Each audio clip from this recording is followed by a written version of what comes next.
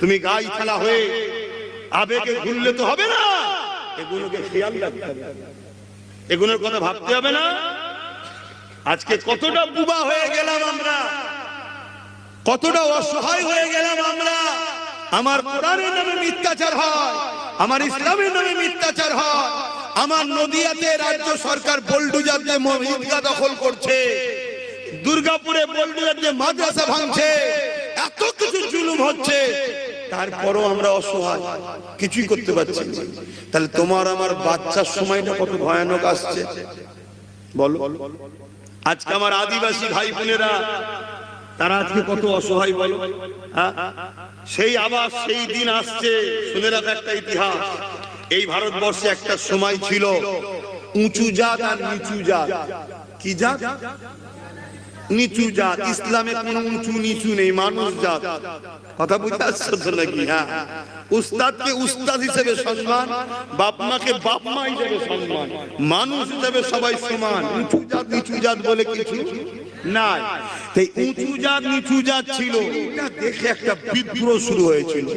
ওই বিদ্রোহের আগুন এত জোর ছড়ালো, যারা তৎকালীন সময় সব উঁচু জাত বলে সব নেতৃত্ব দিত, তারা সব ঘাবড়ে গেল। শোনো, হযরতে টিপু সুলতান তিনি আইন করে দিলেন। মায়ের জাতের উপরে কত জুলুম যুগে যুগে হয়েছে। রিসেন্ট দেখছিলাম সোশ্যাল মিডিয়ায় একটা বাবা, সে বক্তব্য দিচ্ছে যে নারী হচ্ছে মজা করার জিনিস। নারী কি মজা করার জিনিস? তাহলে বলুন এদের চিন্তাধারাটা কি? এদের চিন্তাধারা কি? এদের কাছে গলার কাঁটা হয়ে দাঁড়িয়েছে ইসলাম ও মুসলমান। তাই এরা প্রথম আমাদেরকে শেষ করতে চাইছে। তাই এসসি এসটি ভাইদের সঙ্গে বন্ধুত্ব করো, তাদেরকে বুঝাও যে তোমাদের সঙ্গে আমাদের কোনো লড়াই নেই, তুমি কি ধর্ম করো, তোমার রুচি তোমার পছন্দ তোমার কাছে, কিন্তু মনে রেখে দিও আমরা আছি বলে তোমরা এখনো সম্মানে আছো। কেন? তোমাদেরকে ডাকা হয় ভোট হিসাবে। যেদিন আমরা থাকবো না, তোমরা নিচু জাত হবে। কথা মাথায় ঢুকছে না? ঢুকে না? এটা বুঝাও, বন্ধুত্ব করো, দুশ্মনী নয়, বন্ধুত্ব করো, ভাই ভাই করে ঐক্যবদ্ধ হও। আমার কথায় কাউকে আঘাত দিল? আমি শেষ কথা বলে যাচ্ছি, আমার ইসলাম কোন ধর্মের বিরুদ্ধে লড়াই করেনি, কারোর বিরুদ্ধে লড়াই করার ইজাজত দেয়নি। আমরাও কখনো কোনো ধর্মের বিরুদ্ধে বলি না, কোন ধর্মের সঙ্গে ঝগড়া করি না। হিন্দু হোক, আদিবাসী হোক, সাঁওতাল হোক, বাগদি হোক, সবাই আমাদের ভাই বোন। কেন? বাপ আদম মা হাওয়ার সন্তান। কিন্তু জালিমের বিরুদ্ধে লড়াই করা ইসলাম ফরজ করেছে, লড়াই করছি, আগামী তো করব। আমার সাথে কারা লড়াই করতে রাজি আছো? আর একবার হাত দাও। এ কথা ঠিক তো নাকি? ঠিক আছে, আগামী দিন তোমরা কলকাতায় যাচ্ছ তো, ঘুরে আসো, তারপরে আবার কথা হবে।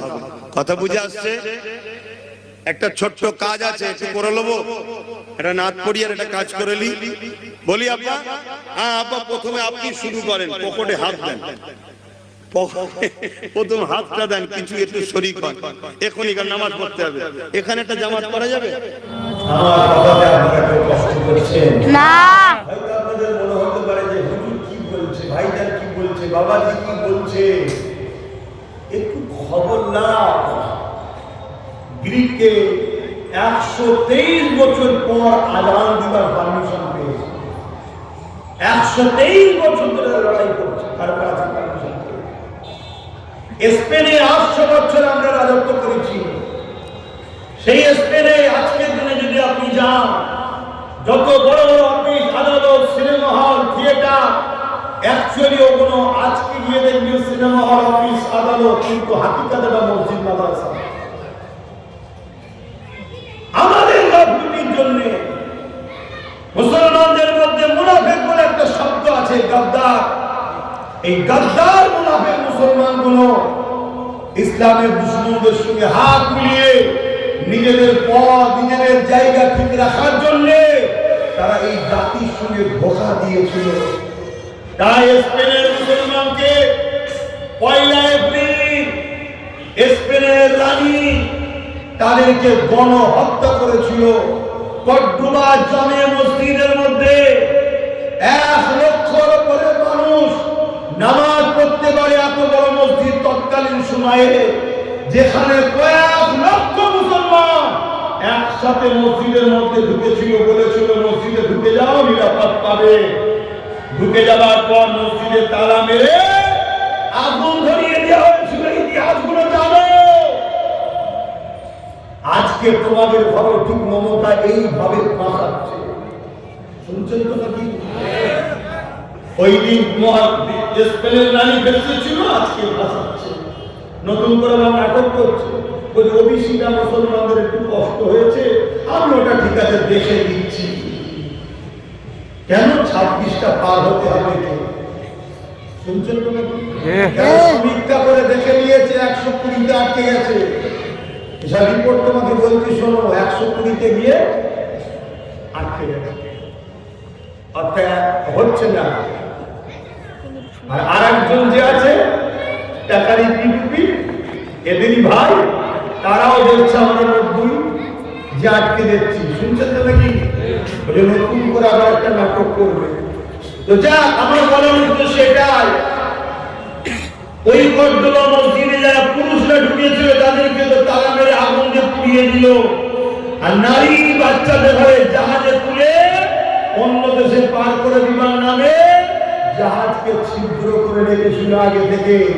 জাহাজ কিছু রাস্তায় যাবার পর এই 1 এপ্রিল এই দিনটাতে হাজার হাজার লাখ লাখ মুসলমান বাপ মা ভাই বোন বাচ্চারা মেরে শেষ হয়ে গেল।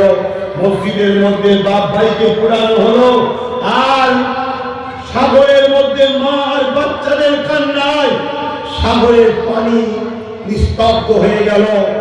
এই এপ্রিল ফুল তাই বলা হয়। মুসলমানের ঘরের ছেলে বন্ধুত্ব করতে গিয়ে, সেকুলার সাজতে গিয়ে তোমার ভাইয়ের খুনের দিনটা তোমরা উদযাপন করো কোন সাহসে? আজকে মুসলমানের ঘরের ছেলে অর্থাৎ বুকা বানানো ফুল, অ্যাকচুয়ালি বুকা বানিয়েছিল মুসলমানকে এই জন্য বলে এপ্রিল ফুল। কথা মাথায় ঢুকছে? 800 বছর আমরা রাজত্ব করেছিলাম এই ভারতবর্ষে, আমরা 750 বছর রাজত্ব করেছি। আজকে সেই দিকেই কিন্তু আমরা যাচ্ছি। শুনছেন না? ও আইন করছে মসজিদ মাদ্রাসা মিটিয়ে দেবো, ওয়াকাফ পারা কানুন।